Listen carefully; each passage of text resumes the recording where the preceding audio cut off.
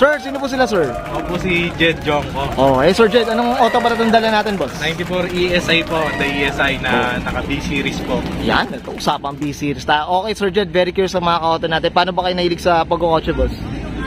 Sir, kasi dati bata pa lang talaga ako. Pangarap ko na rin halos yung Honda Civic na nakikita ko sa mga ibang tao. Okay. Sabi ko, someday magkakaganyan ako. Yun. Kung bagay dating laruan lang or dating tinitingnan, ngayon, ano na? Tunay na. Tunay na. Sarili na. Okay, Sir Jed, dito sa Auto Culture, kailangan makita natin interior, exterior, tsaka engine bay. Okay lang, boss? Okay lang po, sir. Okay na okay. So, tara, check na natin.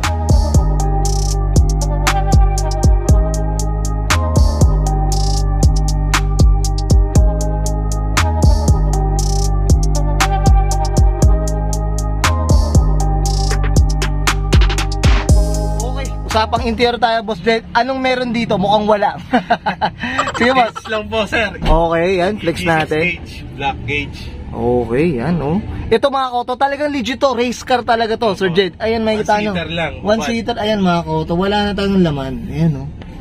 Latang-lata mga ka-auto. Pero may mga items tayo pwedeng mahingi dito mga ka-auto. Ayan, no. Ito po, sa steering wheel yata nila. Mukhang napalitan na po. Monte Carlo po. Okay. Itong upuan nila, boss. Anong upuan to? JDM po na bucket seat. Ayan, no. Ito, boss, talagang nung binubuo nyo tong auto na to, ano na? Kumbaga race car talagang gagawin nyo. Binubuo po talaga siya, pang race car ko lang. Kumbaga panlaro-laro ko lang po siya. Laro-laro lang. Hindi ko po talaga to halos ginagamit talaga malimit. Talagang ano lang, race track lang talaga ang laban. Ito lang. Ito, boss, may mga kontador ka dito yata, boss. Sige, boss. Gauges po ng ng water temp, ng voltage, tapos sa oil temp, oil pressure. Oo, ayan, kompleto sa kontador dito si Sir Jed. Ayan mga ka-auto, talagang lahat, ano lang, wala nang laman talaga. Hubad na. Hubad na, okay. Okay, Sir Jed, okay na tayo dito sa ano? Sa interior, check naman natin labas, boss. So, tara.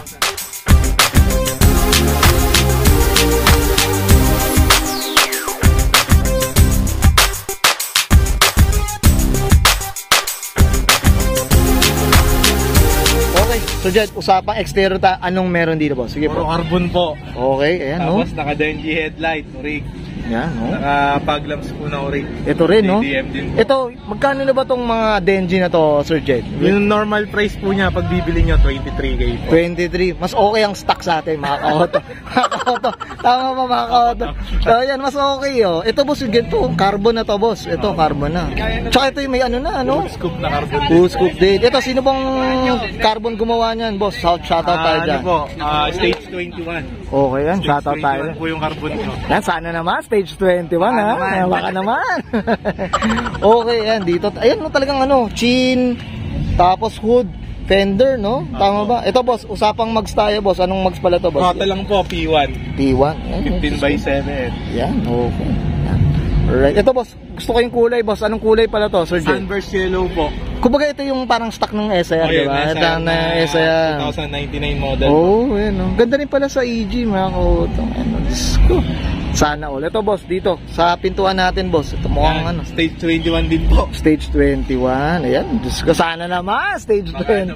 Baka naman. Si Auto Culture daw. Ito, boss.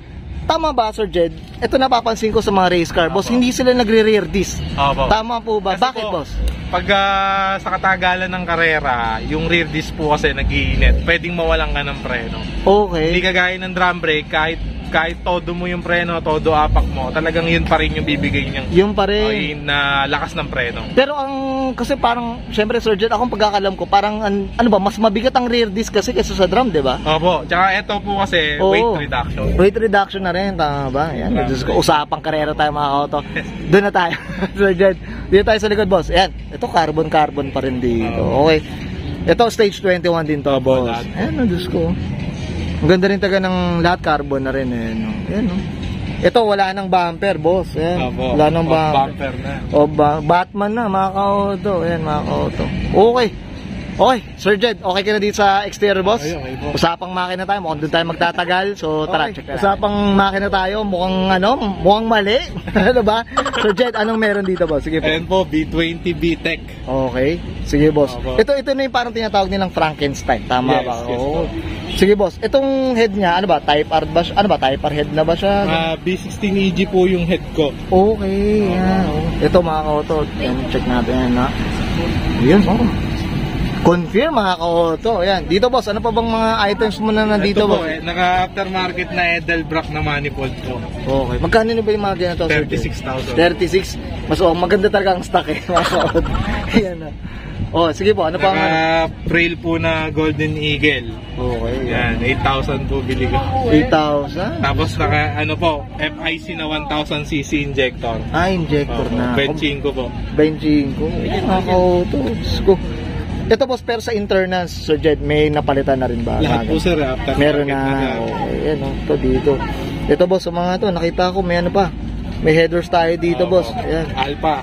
Alpha. Ayan. Ito mga basic na to sa boss. Kumbaga yung more on horsepower na talaga yung dinadagdag rin talaga. Okay. Sir Jed, dito sa Auto Culture, kailangan may i-declare ba tayong kabayo dito boss? Ano bang kabayo na ito boss? Sige po. Ang goal po kasi namin kabayo dito halos 230 horsepower. 230. Ito ngayon boss, anong nakaupo na siya? Anong kabayo ng... Ngayon Ito sir, bagong buong makina lang po kasi ito Okay. Break-in pa po. Break-in. Okay, yan. Okay. Diyos ko. May oras na rin boss, Sir Jed. Yung dating tinakbo to. Stock B20 po ako 39. 39. Yung dating engine pa. Ako, na B20 lang po na stock internals, stock VTEC head. Okay. Abangan natin to, Sir Jed, ha? Part 1 natin to, mga ka-auto. Version 2. Okay. Sir Jed, okay ka na dito sa, ano? Sa makina natin? Opo, okay. Alright, thank you. Okay, yan guys, nakita natin interior, exterior, tsaka engine bay. Siyempre, usapang ano tayo, usapang B-series, tama ba, Sir Jed? Sir Jed, dito sa Auto Culture, hindi mawala, ano tayo, shoutout tayo, boss. Sige po, go po. Shoutout nga pala sa shop ko, Jedworks in the South. Okay. Tapos sa builder tuner ko rin, ang nagbuo ng makina ko, Vintech Performance. Yan. Shoutout sa builder tuner ko, Bobby Aficionado. Yung, Tapos sa asawa ko, sa Catherine Balmonte. Yun, SME. Yan. Kailangan supportahan natin yan. Lagi nakasuporta. Yan, well said. Okay, so ano bang ano, yung business nila boss, ano ba? More on ano ba? Paint shop? Ano Paint ba? shop, buy and sell ng sakyan, sir. Yan, okay. Tapos naggagawa-gawa rin po ng mga Honda. Honda rin. Honda lang po. So yan, guys, check niyo yung Facebook account ni Sir Jed, yan ng Jed Works. Yan, in the South. Okay. Shoutout ko rin pala si Man Aficionado, asawa ng builder tuner ko. Tapos sa tunay kong kaibigan na lagi nakasuporta rin sa akin, Boji Carino. Minsan ini-sponsoran pa ako. Yan, Tapos sa mga kaibigan ko na lagi nakasuporta sa Jedworks in the South. Shoutout sa inyo, guys. Yun, okay. Sana naman mas sponsor din si Auto. Baka naman daw, sabi niyo. Okay, Sir Jed, okay na boss? Okay na po, sir. Okay, so guys, this is Brian Conan and Sir Jed Jongo para sa 1994 Honda Civic ESI. Usapang race car mga auto, B-Series, and this is Auto Culture.